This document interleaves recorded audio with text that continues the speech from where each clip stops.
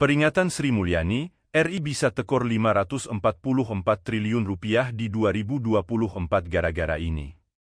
Sri Mulyani Indrawati, Menteri Keuangan Indonesia, mengguncang panggung politik dengan peringatannya tentang risiko besar yang dihadapi Indonesia.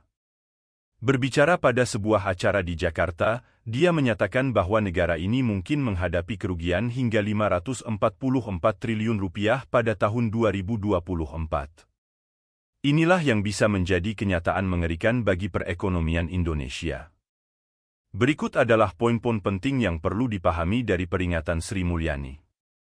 Peringatan tegas, Sri Mulyani Indrawati memperingatkan bahwa Indonesia berpotensi mengalami kerugian sebesar Rp544 triliun pada periode 2020 hingga 2024.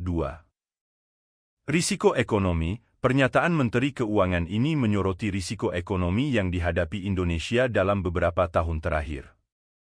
Faktor-faktor seperti ketidakpastian global dan kebijakan dalam negeri yang tidak konsisten menjadi alasan utama di balik peringatannya. Pertumbuhan ekonomi, meskipun peringatan tersebut menggambarkan gambaran yang suram, Sri Mulyani juga menegaskan bahwa pertumbuhan ekonomi Indonesia masih dapat terjaga di sekitar 5%. Namun demikian, tantangan besar masih mengintai. Pentingnya stabilitas ekonomi menjadi fokus utama pemerintah untuk mencegah potensi kerugian yang disebutkan oleh Sri Mulyani.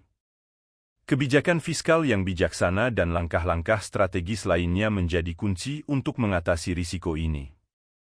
Pengawasan lebih ketat. Dengan peringatan ini, para pemangku kepentingan di Indonesia, termasuk pemerintah dan pelaku bisnis, diingatkan untuk memperketat pengawasan terhadap faktor-faktor yang dapat memengaruhi stabilitas ekonomi negara.